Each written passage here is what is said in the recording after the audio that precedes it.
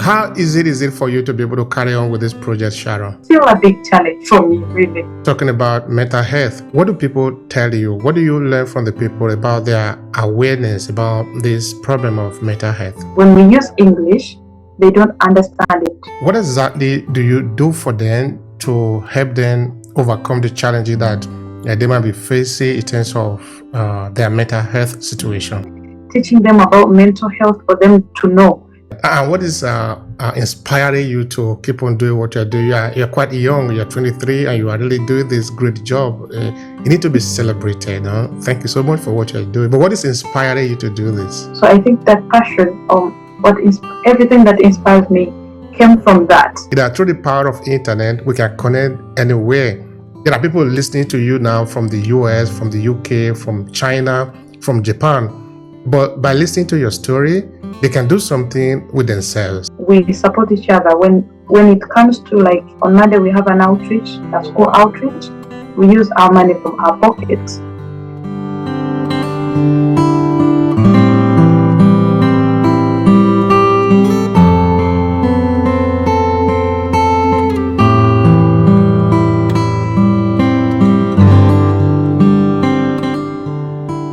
My name is Sharon Nambakire. I'm from Uganda, Africa, Kampala. I'm 25. I'm a founder of Mental Health and Mental Illness Awareness Foundation. We go in different communities. We create awareness about mental health, educating people about it. My cousin brother took his life in 2023, and it was really a big challenge on my side. So I was like, maybe I can do something about it. Maybe I can help people who suffer in silence. Maybe I can talk to people about it, So I started like that, creating Mania Foundation, going in different communities since we started 2024 last year. And we have so far reached like 40 communities. Thank you so much for the work that you're doing. That is really very, very encouraging for a lot of people. How easy is it for you to be able to carry on with this project, Sharon? It's not easy, but you have to keep on trying because, at some point we have one big referral hospital, the government hospital, and it's in town. So people in different villages very far away, they cannot access the medicine or the doctors. So you reach in different communities where people, they are like, okay, I have someone who is sick and can you help me? And I'm like, I'm a mental health advocate, I'm not a doctor, though we work with some doctors, but they are not everywhere. It's really it's still a big challenge for me, really. Thank you for that again. Now, you talked of your cousin brother just now, who took his life. Could you tell us more about that? What happened? So my mom went in village and picked this young boy from village to start living with us. So we lived with him until when 2020, when COVID hit. Then he was like, I got a job because everyone was home. So he got this craft job where they were making shoes. So my mom was like, okay, you can go and work. But, he was working while coming back home. So when he was doing that, then when he came back home, he's like, you know what? Since it's COVID, I have my friends I'm going to live with. So my mom was like, I have to see your friends first. I have, to know the people you're going to live with. So the friends came and they introduced to my mom. They were like, we are going to live with him, what, as they are working because it was very far away from home. Since it was COVID, people were not using vehicles. So my cousin brother, so my mom was like, okay, you can live with your friends, but I have to see your friends first. So these people came and they introduced to my mom.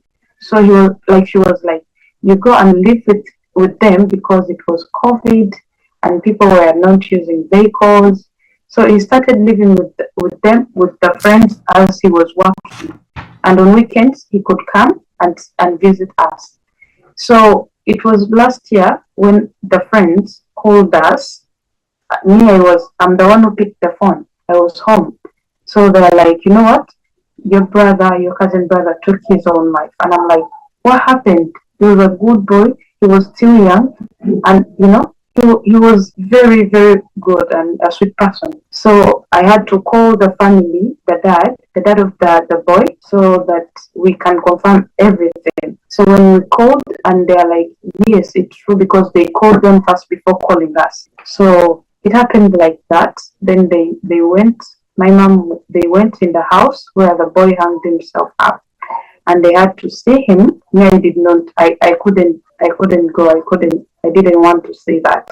I was just very scared, and so that is how he took his own life. We don't know what happened. He did not leave anything, any notice until right now. I still ask myself why he did it. So, what was this your cousin brother having kind of mental health problem before then, like that was kind of worrisome to the family or anything like that?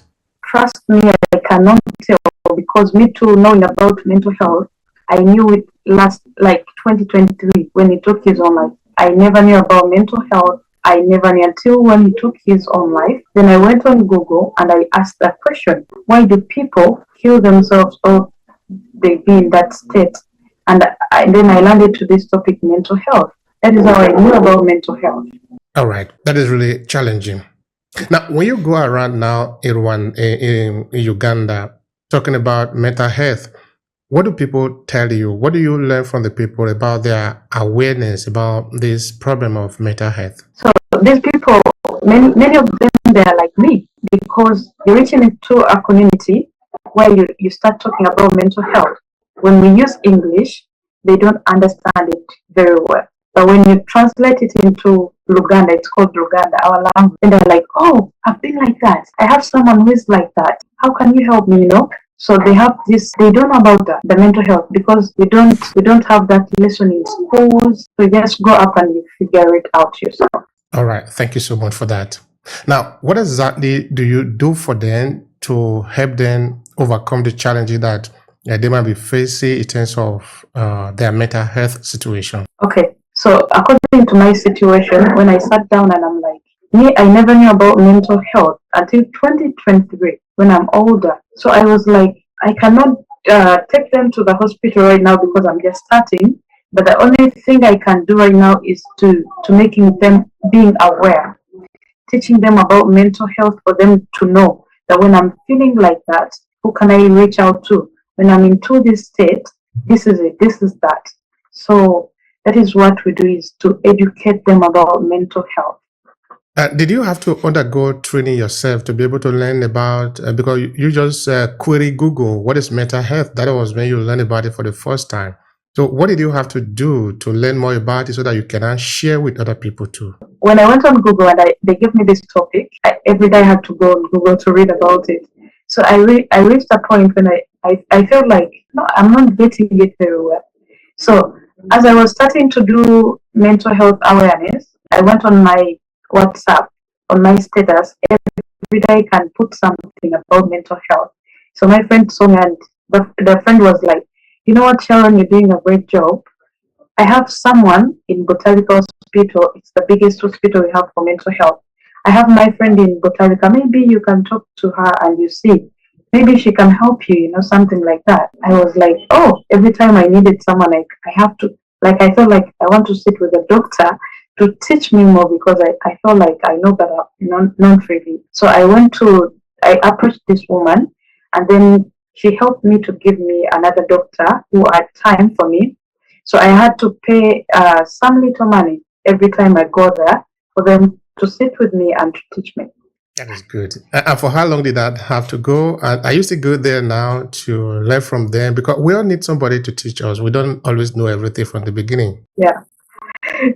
So right now I don't go. I went there for 1 month because it was giving me every Sunday. So every Sunday I had to go there. So 1 month. So before even Mania Foundation came in, I had my first foundation when I was still like studying. I went to this school in this village when people come to school without shoes. So I was like, when I'm done with school, I want to do something for people, So I was donating clothes, something like that to people in need. So I had my first foundation called SIA Foundation. It's called Sharon Inspiring Youth Africa. I wanted to inspire youth and other people in Africa. So we used to collect clothes, giving out to people. So when this tragedy came up, I felt like, no, I have to change the foundation now. So as I was studying with this doctor, me knowing more about mental health, then I'm like, people, they can deal with food in their houses, but when their mental health is not well, So I had to rebrand Sia Foundation to Mania Foundation. Thank you for that. And what is inspiring you to keep on doing what you're doing? You're quite young. You're 23, and you are really doing this great job. You need to be celebrated. Huh? Thank you so much for what you're doing. But what is inspiring you to do this? I think when I was still young, I'm the only girl in 7 boys. So I saw how my mom was a single mother. So I saw how hardworking she was. Every time when I saw her, I was like, I told my heart, I don't want to be like her, but I want to be more like her. I want to work harder like her. So I saw all this situation where I grew up in the community. You see, youth they struggle to get something to eat. People they struggle. So I think that passion, everything that inspires me, came from that. Yeah. So, in your organization, are you like working alone, or are there some other persons that are helping you, that you are working together, you are inspiring? Can you say anything about that? Yes, I have youth. We are 7. They're youth, 20s. So we work together. All right. I really appreciate that. Now, how do you get the support to be able to carry on with what you are doing?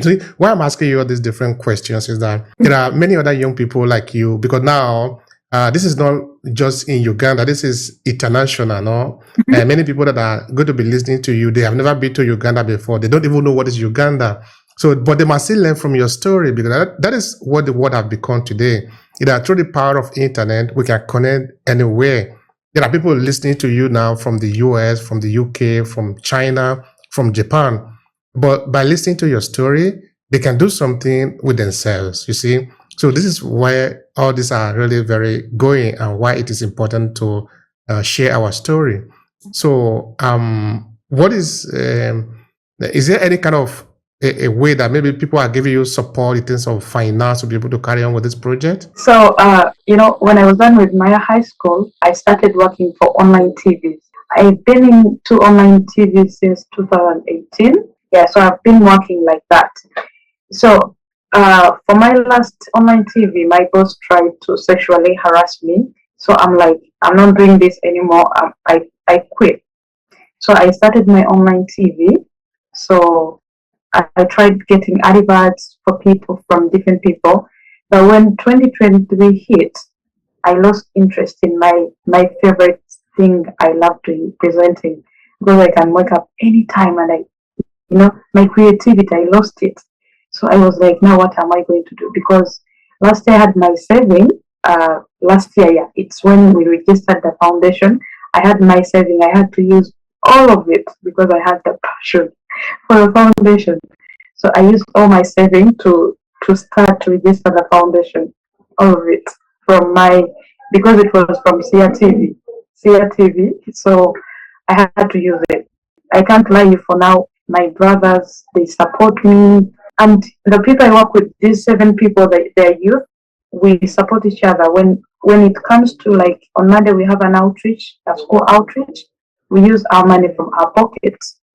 That is how we do it right now. Thank you for that. And I also thank all the people that are supporting you morally. And of course, you didn't need support internationally. This is also why we are here in Aclasses Media and also in Obehi Podcast. We are trying to bring out voices like yours so that people outside can see that there are good people out there that are doing something that needs support. That is also very important. Now, if you say the people that you have worked with since the starting of the organization, how many people have you been able to reach directly or indirectly that you can share with us? You mean the people who are sick, or the communities? Yeah, the people and also the community. Anything you can say about that? Okay. So we have reached like 40 in this year now. It's like 40 communities. We have reached to, including schools. We do mostly schools because we believe these young people, they need to know this information when they are still young.